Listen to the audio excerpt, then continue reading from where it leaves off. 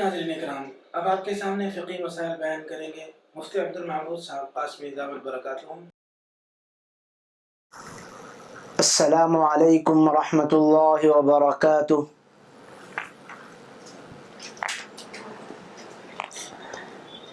الحمد للہ وکفی وسلام علی عباده الذین اصطفی، اما بعد فاعوذ باللہ من الشیطان الرجیم، بسم اللہ الرحمن الرحیم۔ وَإِذَا ضَرَبْتُمْ فِي الْأَرْضِ فَلَيْسَ عَلَيْكُمْ جُنَاحٌ أَن تَقْصُرُوا مِنَ الصَّلَاةِ صدق اللہ مولانا العظیم۔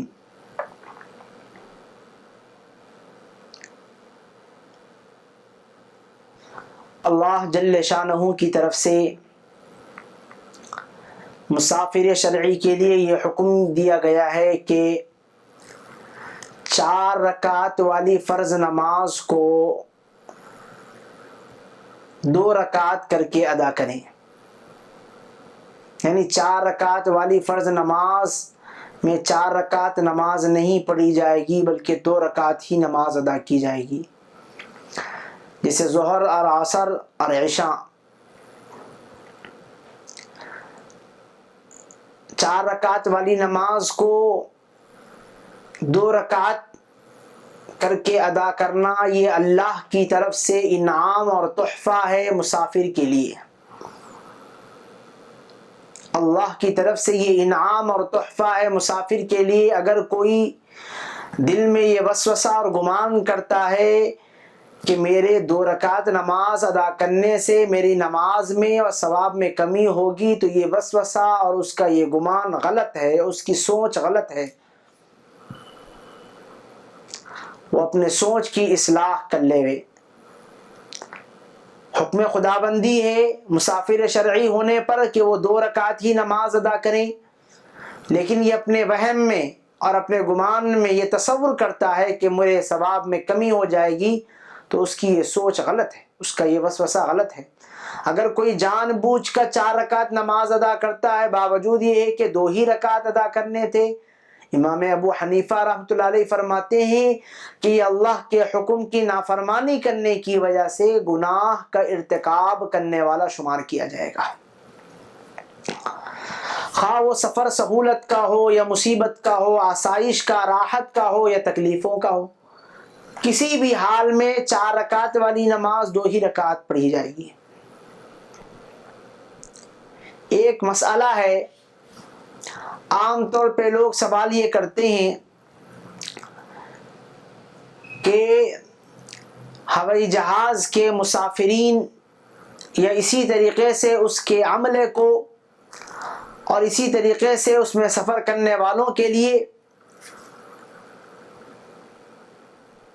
ایک بڑی راحت ہوتی ہے، کھانے پینے کا بہترین اور معقول نظم ہوتا ہے، کیا اس کے باوجود بھی وہ 2 ہی رکعت نماز ادا کرے گا مسافر شرعی ہونے پر؟ تو فقہاء کرام نے فرمایا ہاں، مسافر شرعی ہونے پر وہ بھی 2 ہی رکعت نماز ادا کرے گا، اس سے زیادہ ادا نہیں کرے گا۔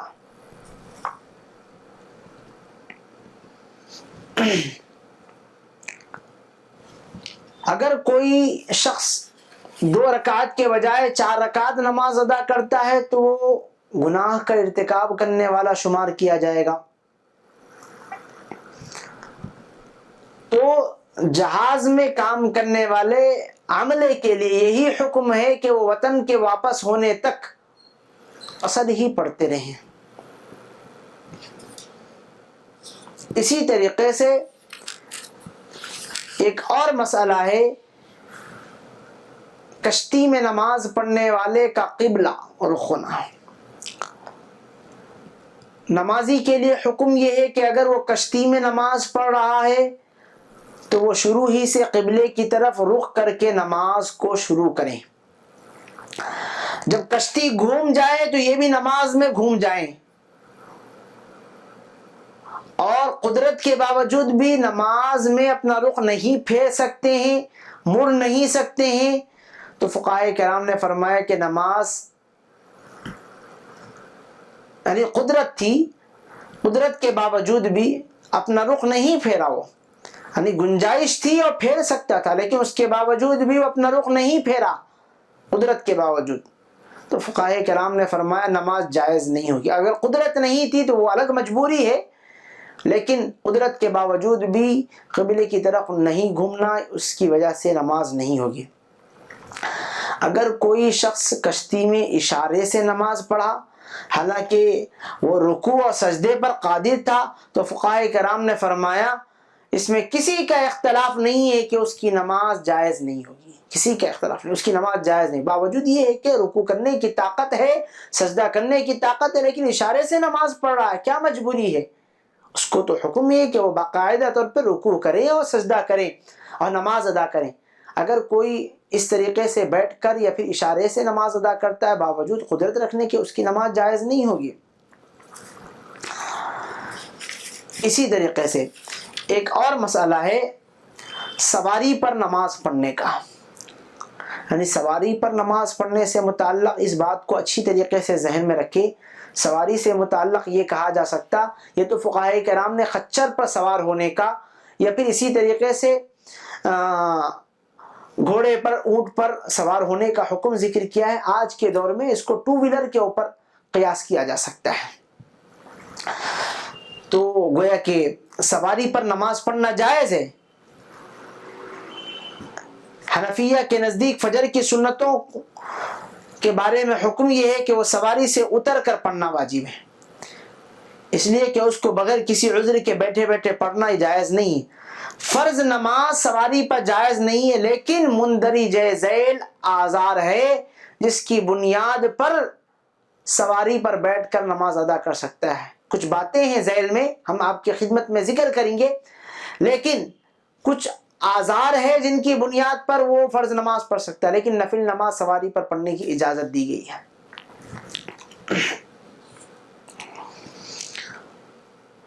سواری پر جو نماز پڑھے گا وہ نفل نماز ہوگی، فرض نماز نہیں۔ ہاں فرض نماز بھی پڑھ سکتے ہیں سواری پر، ٹو ویلر پر بیٹھ کر، لیکن آزار کی بنیاد پر۔ پہلا عذر یہ ہے کوئی شخص جنگل میں سفر کر رہا ہے اور اپنی جان کا، مال کا خطرہ ہے کہ سواری سے اترے گا تو پریشانی ہوگی، تب مجبوری ہے، راہزن لوٹ لیں گے یا پھر اسی طریقے سے اس کو جان کے لیے خطرہ ہے، تو اب سواری پر نماز پڑھ سکتا، لیکن عام طور پہ اتنی لمبی سواری نہیں ہوتی ہے، کہیں باقاعدہ طور پہ اتر کر سکتے ہیں، اتر کر نماز پڑھی جا سکتی ہے۔ اسی طریقے سے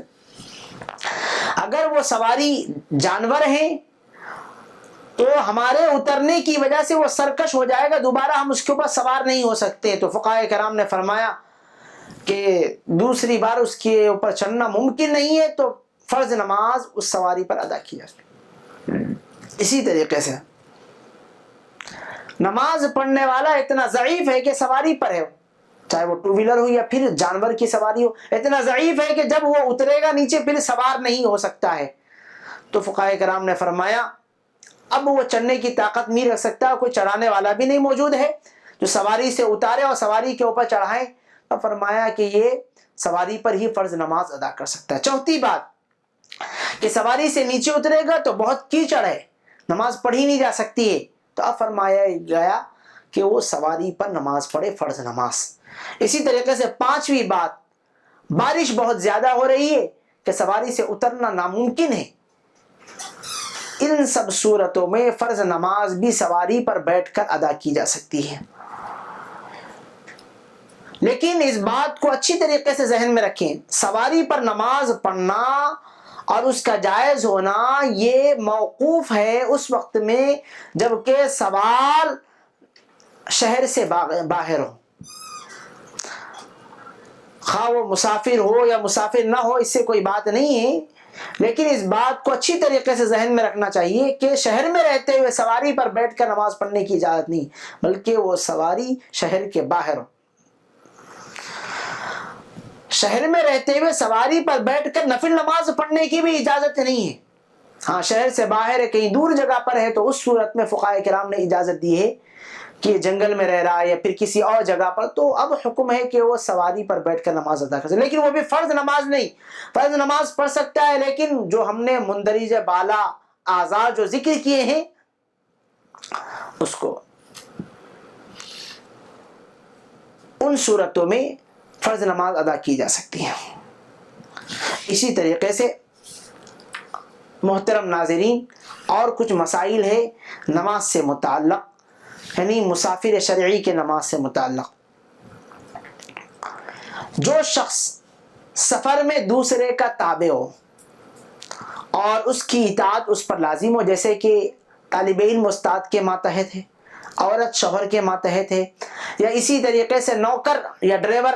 اپنے ذمہ داروں کے ماتحت ہے، تو سفر شرعی کرے گا تو اس کے لیے اجازت ہے کہ وہ 2 رکعت نماز ادا کرے،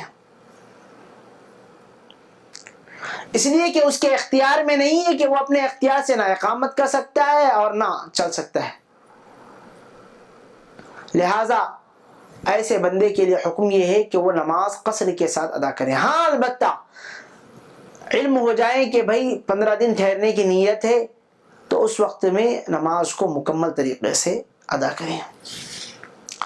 عورت بھی سفر میں خاوند کے تابع ہیں، اس کے لیے بھی وہی حکم ہے، مستقل طور پہ وہ اس کا خود اختیار نہیں چلتا ہے۔ اسی طریقے سے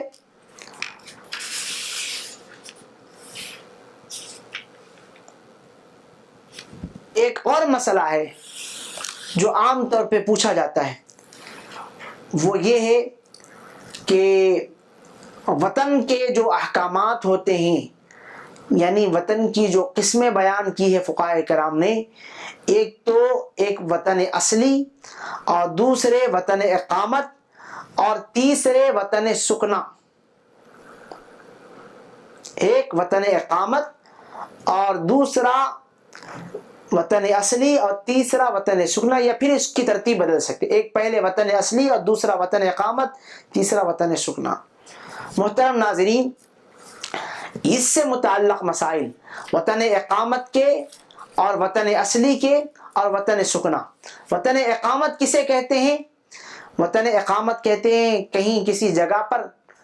15 دن ٹھہرنے کی نیت ہے یا پھر اس سے کچھ زائد ٹھہرنے کی نیت ہے تو اس کو وطن اقامت کہتے ہیں۔ وطن اصلی کسے کہتے ہیں؟ وطن اصلی اس کو کہتے ہیں جہاں پر اپنے اہل و عیال کے ساتھ مستقل طور پر ٹھہرنے کا ارادہ ہو گیا ہو یا پھر وہاں پر باقاعدہ طور پہ رہتا ہو تو اس کو وطن اصلی کہتے ہیں۔ وطن سکنا کہتے ہیں جہاں پر 2-4 دن 15 دن سے کم ٹھہرنے کی نیت ہو تو اس کو وطن سکنا کہتے ہیں۔ محترم ناظرین، وطن اقامت اور وطن اصلی اور وطن سکنا کے لمبے مسائل ہیں، انشاءاللہ مستقلاً ہم اس کو آپ کی خدمت میں ذکر کریں گے،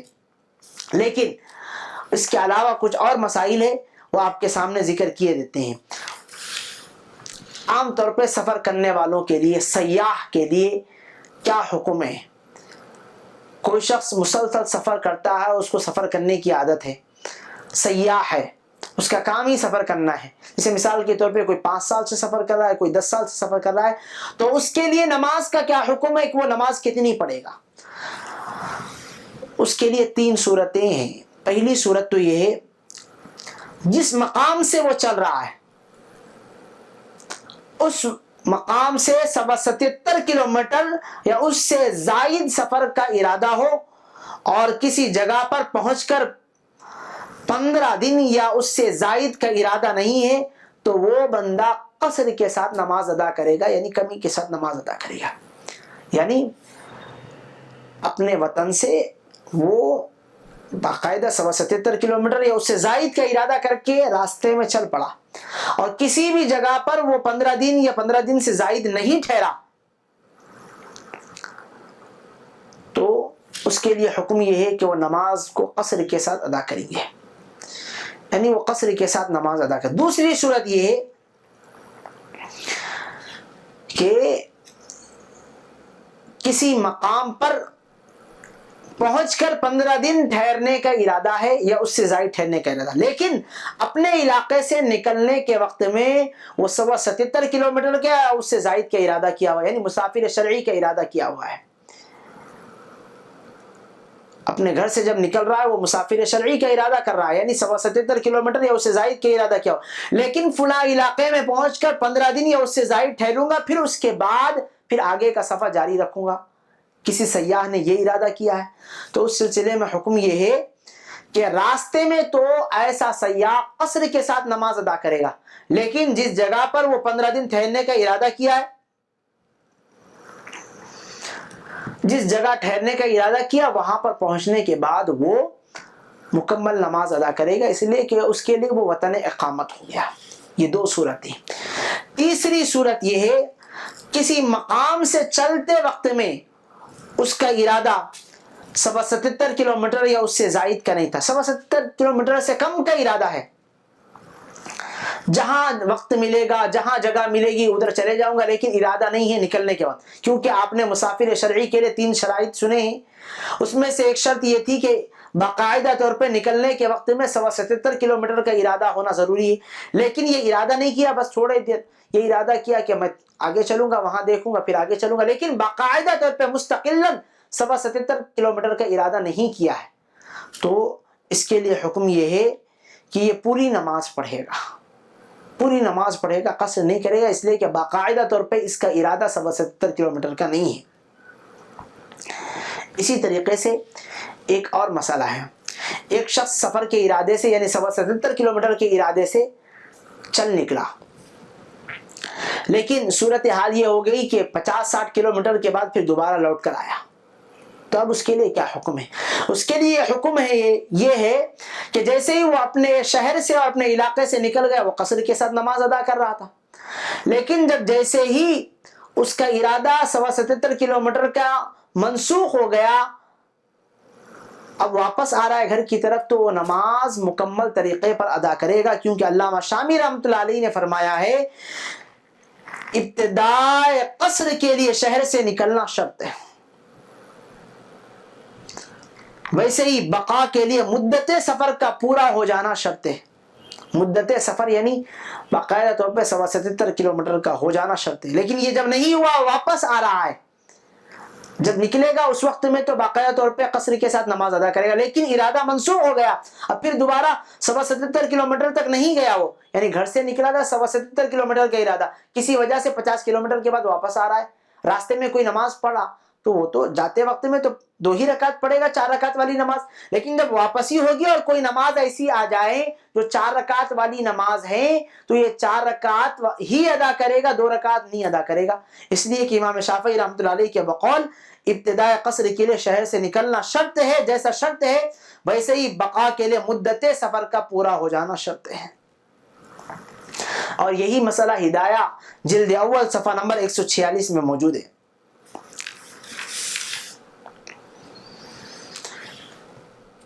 اسی طریقے سے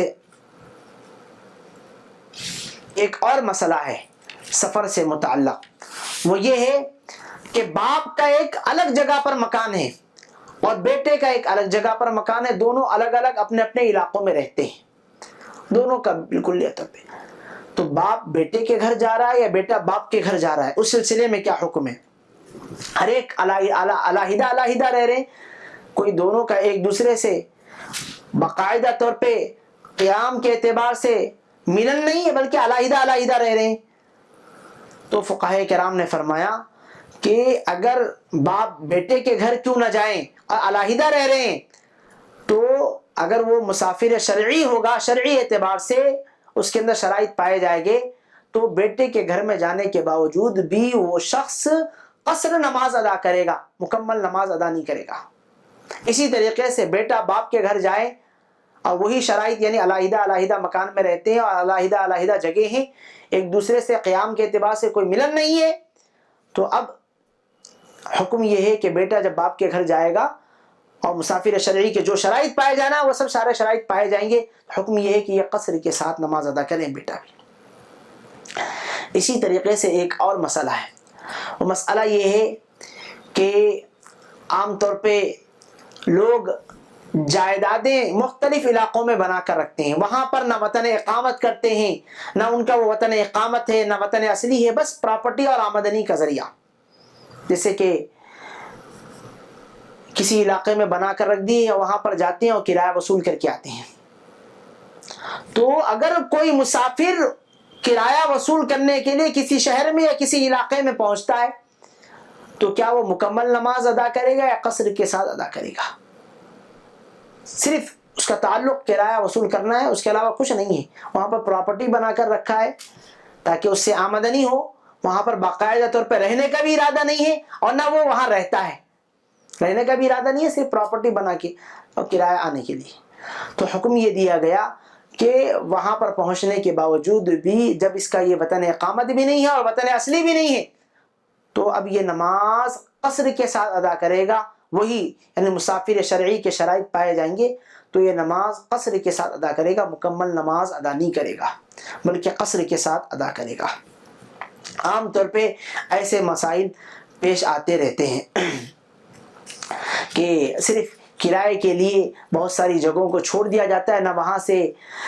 قیام کے اعتبار سے ربط ہوتا ہے نہ کوئی اور اعتبار سے ربط ہوتا ہے، بس صرف کرایہ وصول کرتے ہیں اور آ جاتے ہیں. تو اگر کوئی ان علاقوں میں پہنچتا ہے تو اس کے لیے حکم یہی ہے کہ وہ قصر کے ساتھ نماز ادا کرے، یعنی 4 رکعت والی نماز 2 رکعت کر کے ادا کریں. اور لیکن اس بات کو اچھی طریقے سے ذہن میں رکھیں کہ سنت نمازیں اگر فرصت ہو تو ضرور پڑھیں، نہ چھوڑیں. فرصت ہو یا نہ ہو وتر کو تو کسی بھی حال میں پڑھنا ہی پڑھنا ہے، اور فجر کی سنتیں تو کسی بھی حال میں پڑھنے کا حکم دیا گیا ہے. لہٰذا فجر کی سنت کا بھی اہتمام کرنا ہے. کوئی مسافر ہوگا وتر کی نماز بھی پڑھے گا، ہاں البتہ گنجائش ہو تو اس کے لیے حکم یہ ہے کہ وہ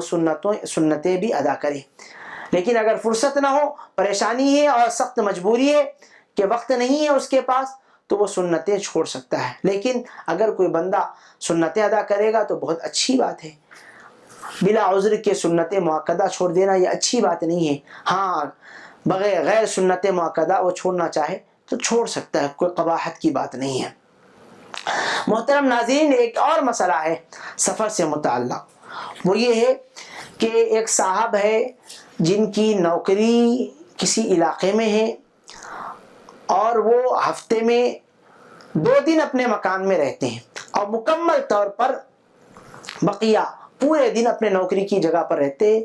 ہفتہ اور اتوار کو اپنے گھر آتے ہیں، باقاعدہ باقیہ پیر سے جمعہ تک نوکری کی جگہ پر رہتے ہیں. تو کیا اپنے گھر میں آئیں گے تو ان کے لیے کیا حکم ہوگا؟ کیا یہ مکمل نماز ادا کریں؟ حالانکہ یہ صرف 2 ہی دن کے لیے آتے ہیں اور نوکری کے مقام سے ان کے مقام تک 177 کلومیٹر کا فاصلہ ہے. تو فقہاء کرام نے فرمایا یہ مقام ان کے لیے وطن اصلی ہے، جہاں پر ان کے اہل و عیال اور بیوی بچے اور اسی طریقے سے ان کے رہائشی مکان وغیرہ سب موجود ہے، لیکن نوکری کے لیے عارضی طور سے وہاں گئے ہوئے، لہٰذا راستے میں تو یہ قصر ادا کریں گے، لیکن جب اپنے گھر پہنچیں گے 1 گھنٹہ کیوں نہ ہو وہاں رہیں گے تو یہ نماز مکمل طریقے پر ادا کریں گے. محترم ناظرین، سفر سے متعلق اور مسائل ہے، انشاءاللہ ہم اس کو اگلے پروگرام میں آپ کی خدمت میں پیش کریں گے. ضرور سفر سے متعلق مسائل سیکھیے تاکہ عام طور پہ مسائل پیش آتے رہتے ہیں، اس کے عمل کرنے میں سہولت ہو سکیں. محترم ناظرین، جڑے رہیے، شامل رہیے. اور مسائل ہے سفر سے متعلق، انشاءاللہ ہم اس کو اگلے پروگرام میں آپ کی خدمت میں ضرور ذکر کریں گے. دعا کرے اللہ جل شانہ بتائے ہوئے مسائل پر سب کو عمل کی توفیق عطا فرمائیں. آمین. وآخر دعوانا ان الحمد للہ رب العالمین.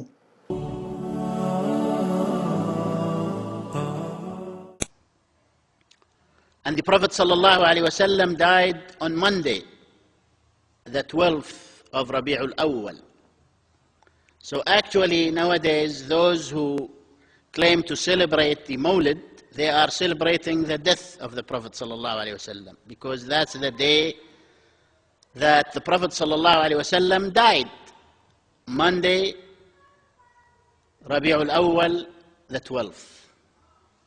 The day he was born is not known. It's not known. It's not confirmed by authentic narrations. So they are celebrating an illusion, you see. And the companions of the Messenger sallallahu alaihi wasallam were more loving for their Prophet than anyone else. And they did not celebrate the birth of the Prophet Muhammad sallallahu alaihi wasallam, because the Prophet did not tell them. Otherwise they would. And until 500 years after the death of the Messenger sallallahu alaihi wasallam, no one in the Muslim countries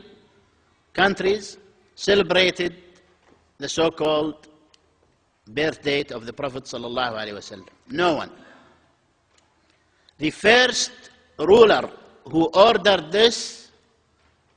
was when the Fatimids were the rulers of Egypt. They ordered this celebration. They said, since the Christians celebrate the birthday of Jesus, then our Prophet Muhammad is more worthy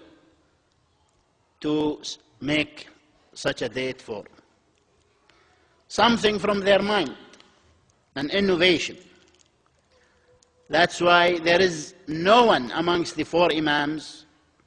who says that the celebration of the birth of the Prophet sallallahu alaihi wasallam is favorable or is sunnah. No one.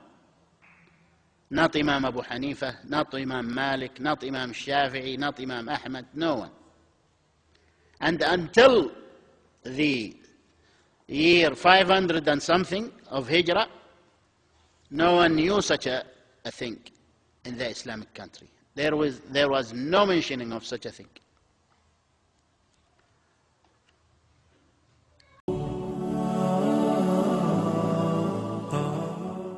مرتے مرتے تجھے یاد کرتے رہے، دم وہ تیری محبتیں کا بھرتے رہے، تیرے حق میں دعائیں وہ کرتے رہے، دن تیری زندگی کے گزرتے رہے۔ اب جوانی کا قصہ پرانا ہوا، ایک حقیقت تھی جو وہ فسانہ ہوا، اب ذرا حال اپنے پہ کر تو نظر، کس قدر ہے بڑھاپے کا تجھ پہ اثر، ہلنا جلنا بھی اب تجھ کو دشوار ہے، تیری خدمت سے ہر شخص بیزار ہے، بیٹھ کر دکھ کوئی اب بٹاتا نہیں، سیدھے منہ کوئی تجھ کو بلاتا نہیں، تیری بیوی کی حالت بھی ایسی ہی ہے، تجھ سے بہتر نہیں تیری جیسی ہی ہے، دونوں مفلوج جو محتاج جو مجبور ہو، خود کمانے سے کھانے سے معذور ہو، اپنی تقدیر پر اب جو روتے ہو تم، ہار اشکوں کے بیٹھے پہ روتے ہو تم، کبھی سوچا تھا کہ آئیں گے دن کڑے، نوکروں کے کوارٹر میں ہو ابے پڑے، اپنے دھندوں سے بچوں کو فرصت نہیں، آج ان کو تمہاری ضرورت نہیں، والدین بے تمہیں یاد آنے لگے، ان کے چہرے نگاہوں میں چھانے لگے، لاکھ اب تم کرو بیٹھے آہو پوا، باپ آئے گا اٹھ کر نہ آئے گی ماں، رو رہے ہو خطاؤں پہ اپنی جو اب موت کرنے لگے ہو، خدا سے طلب موت بھی تو مگر اپنے بس میں نہیں، چین کیسے ملے دس درس میں نہیں، زیست تم کو ابھی اور تڑپائے گی، پیش روز کی مصیبت نہیں آئے گی، تو نے اللہ اپنے ماں باپ کا دل دکھایا تھا کیوں؟ جن کے بارے میں انہیں کو اف مت کہو، سامنے انہیں کہ تم عاجزی سے رہو، کیوں ضعیفی میں ان کو پریشان کیا، کیوں فراموش یوں حکم قرآن کیا؟ پہلے دنیا میں بھگتو اب اس کی سزا، پھر جہنم میں پھینکے گا تم کو خدا۔ ہاں یہ ممکن ہے توبہ خدا سے کرو، ان کے حق میں دعا گڑ گڑا کے کرو، صدقہ خیرات دو، نفل بھی کچھ پڑھو، پھر ثواب اپنے ماں باپ کو بخش دو۔ راضی ہوں گے جو وہ راضی ہوگا خدا، کیونکہ ان کی رضا میں ہے اس کی رضا۔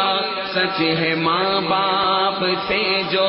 محبت کرے، ان کے احکام کی جو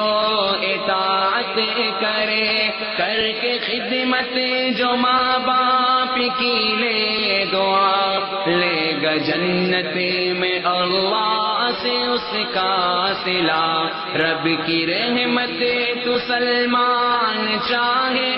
اگر، لگ جا خدمت میں ان کی تو شام و سحر۔ رب کی رحمت تو آن سے جو چاہے اگر، لگ جا خدمت میں ان کی تو شام و سحر۔ اپنی خلقت پہ کر غور انسان ذرا، اس حقیقت سے کیا تو نہیں آشنا؟ ننھے ننھے سے تھے جب تیرے دس تو پا ماں کے سینے